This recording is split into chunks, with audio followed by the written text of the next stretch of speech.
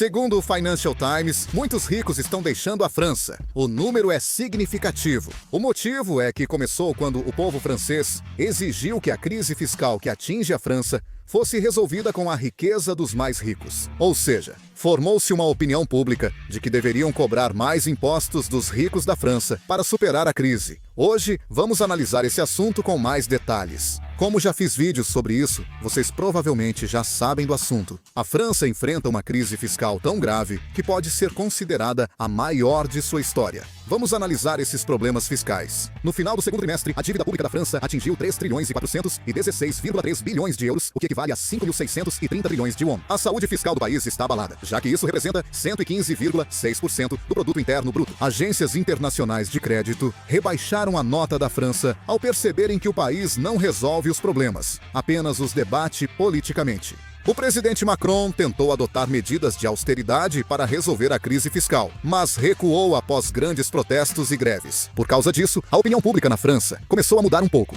Eles passaram a defender a implementação de um imposto sobre grandes fortunas, cobrando mais impostos dos ricos. Foi proposta a cobrança de pelo menos 2% de imposto sobre o patrimônio líquido para os ricos que possuem mais de 100 milhões de euros em ativos, ou seja, cerca de 164,5 bilhões de won. Das 34 milhões de famílias na França, só 1.800 pagariam esse imposto extra. Isso significa que contribuintes ricos devem pagar ao menos 2% do patrimônio líquido em impostos anuais. Se não atingirem 2%, terão que pagar imposto extra para garantir esse mínimo. A proposta é taxar 2% do patrimônio líquido anualmente. Essa ideia foi do Gabriel Giguion.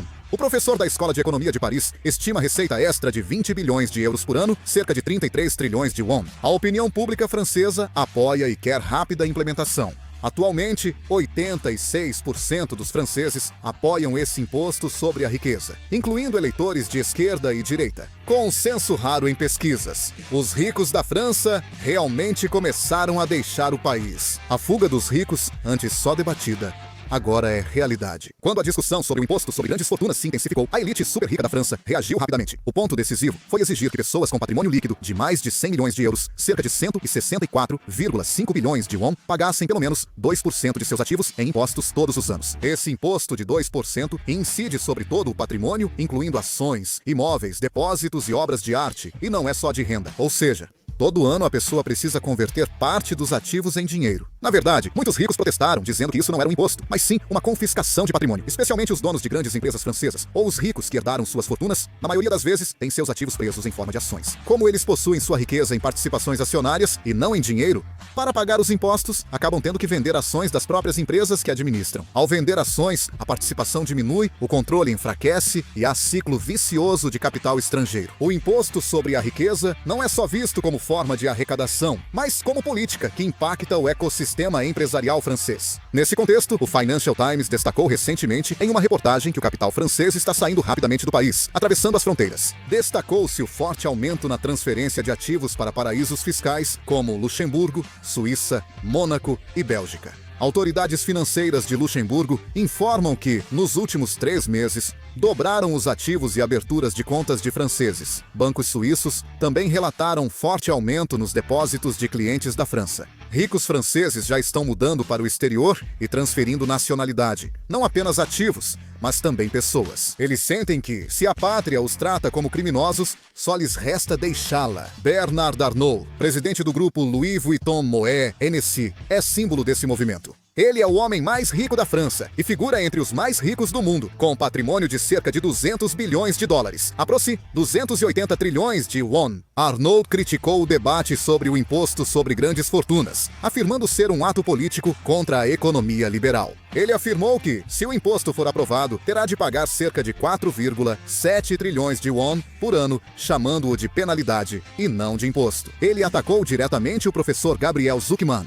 idealizador do imposto sobre grandes fortunas, chamando-o de ativista teatral e agressor ideológico que tenta destruir a economia de mercado livre. A declaração dele gerou polêmica na França, mas também foi apoiada por empresários e pessoas ricas. O presidente Arnault acelera a transferência de ativos para empresas estrangeiras enquanto o debate se intensifica. O movimento dele serviu como uma espécie de sinal de alerta. Outros grandes empresários, fundadores de startups e magnatas das artes e moda, também passaram a transferir seus seus ativos para o exterior. Quando os ricos saem, o país tenta arrecadar mais impostos, mas a receita acaba caindo. A França possui uma das maiores cargas tributárias da Europa, com taxa de 46% na Organização para a Cooperação e Desenvolvimento Econômico. Metade da população paga quase metade da renda em impostos. Nessa situação, aumentar ainda mais o imposto sobre grandes fortunas significa, na prática, pedir para quem já paga impostos pagar ainda mais. Especialistas econômicos franceses alertam que o aumento de impostos pode equilibrar o orçamento no curto prazo, mas sufoca a economia a longo prazo ao reduzir investimentos, empregos e consumo. Mesmo assim, políticos franceses mantêm o aumento de impostos para ricos, apoiados por 86% da população. Claro,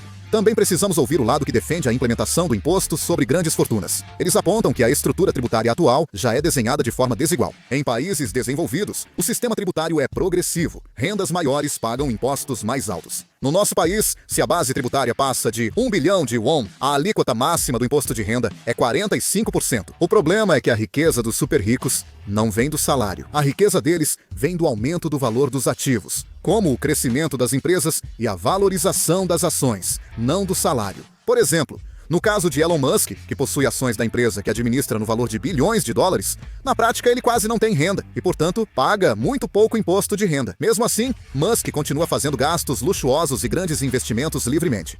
O segredo é simples. Ele usa suas ações como garantia para empréstimos. Empréstimos não são considerados renda pela lei e não são tributados. Suas taxas de juros são bem menores que as de imposto. Os ricos já montaram uma estrutura para obter dinheiro sem pagar impostos. Esse método funciona igual na França. A maioria dos bilionários franceses são grandes acionistas e donos das empresas que fundaram, lucrando com a valorização delas, não com salários anuais. O problema surge aqui. A alíquota média de impostos dos bilionários franceses é de 27%, enquanto a da população geral é de 52%. Se olharmos apenas para a proporção de impostos pagos, cidadãos comuns acabam pagando quase o dobro de impostos em comparação aos ricos. Com a situação persistente, a insatisfação popular explodiu.